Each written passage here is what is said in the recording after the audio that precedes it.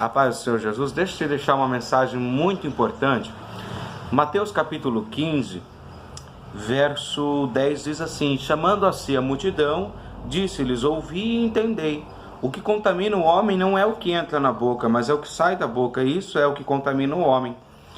E então, acercando-se dele, os seus discípulos disseram: sabes que os fariseus, ouvindo estas palavras, se escandalizaram.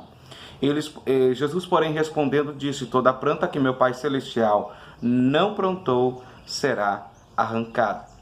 Aqui Jesus não está dizendo apenas de nós falarmos bobagem, de nós lançarmos maldições, praguejamentos.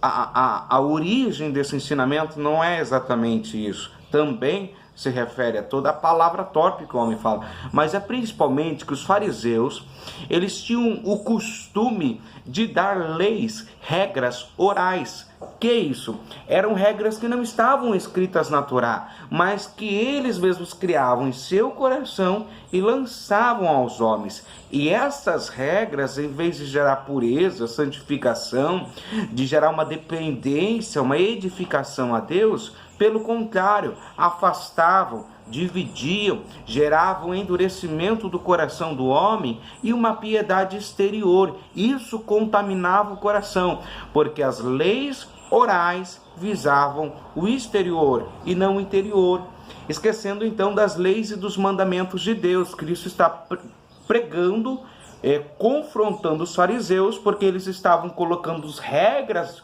orais sobre o povo e estavam desprezando os mandamentos e as ordenanças escritas que Deus deu a Moisés lá no passado. Então preste atenção e guarde isso no teu coração. Cristo está falando que aquilo que as regras estabelecidas de forma oral não são maiores que as estabelecidas na palavra de Deus. E aqui eu quero falar sobre um ponto que eu já vi muita gente errar, eu já errei. Nós às vezes paramos de obedecer algo que a gente sabe que está escrito porque alguém veio e falou outra coisa. Ah, pastor, eu não estou mais orando mais tanto porque fulano falou que não preciso orar tanto. Ah, eu não estou mais dizimando porque me falaram que o dízimo não funciona mais para a gente, é dos israelitas, não é dos gentios. E eu não estou mais jejuando porque me falaram que a gente não precisa jejuar, porque Cristo já pagou o preço por mim. Eu não estou mais indo para o culto porque me falaram que a gente é igreja e por causa disso não precisamos nos reunir como igreja. Regras orais que destroem regras escritas. Deixa eu te dizer, fica com o que está escrito. Uma coisa que você vai entender de pessoas que são fascinadas por regras orais, geralmente elas ficam apegadas a tentar destruir, desmoralizar um ensinamento que foi dado com base na palavra. E você percebe que essas pessoas, elas são meio, como que eu posso dizer a palavra? Elas são meio, ficam num certo vício de falar só sobre um assunto. Eu conheço pessoas que ano após ano só criticam dízimo. Eu conheço pessoas que ano após ano só criticam o fato de nos reunirmos na igreja. É a única coisa que elas têm para pregar: desconstruir, desmoralizar um ensinamento que foi dado com base na palavra. Cuidado com essas pessoas que tentam desconstruir aquilo que foi construído com base bíblica. E outra coisa que eu percebo nessas pessoas é que aquilo que elas tentam ensinar é de difícil compreensão.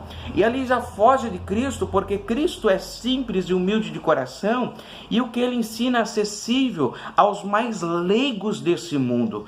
O que Cristo ensina, o que Deus quer nos ensinar através da palavra dele para nós, é fácil de ser entendido a um coração que se abre a ele. Logo, se o ensinamento é complexo demais, às vezes eu fico com um pé atrás, porque esse ensinamento só pode ser absorvido por alguém que tem uma grande capacidade, ou se tem muito tempo de vida com Deus. E os novos convertidos, e as pessoas que estão começando hoje? A palavra de Deus é simples, o evangelho de Deus é simples. Eu te provo isso lá em 2 Timóteo, capítulo 2, verso 16, diz assim: mas evita os falatórios profanos, porque produzirão maior impiedade, maior comportamento mundano, E a palavra desses roerá como gangrena, ou como câncer, entre os quais estão Emineu e Fileto, os quais se desviaram da verdade, dizendo que a ressurreição já era feita, e perverteram a fé de alguns. Aqui tem algumas características importantes que a gente precisa examinar na vida de pessoas que estão tentando lançar regras orais, não baseadas na palavra. A primeira ordenança de Paulo é: evita falatórios inúteis, foge disso, cara.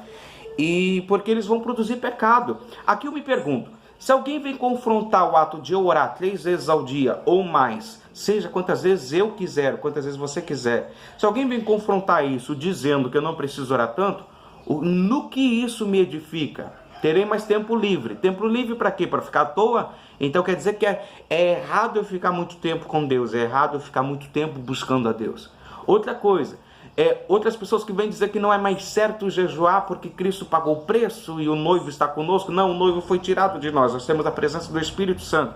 O Espírito Santo não é o noivo, é o Espírito do noivo em nós. Nós encontraremos o noivo, a igreja ainda vai encontrar o noivo no céu em glória na segunda vinda. Se alguém me manda parar de jejuar dizendo que Cristo já pagou o preço, isso me edifica no quê? Outra coisa, se alguém me diz que eu não preciso dizimar, nem tampouco investir na igreja, que eu não preciso obedecer esse mandamento de Deus, isso me edifica no quê? O que eu vou fazer com os 10% que eu vou parar de dar na casa de Deus?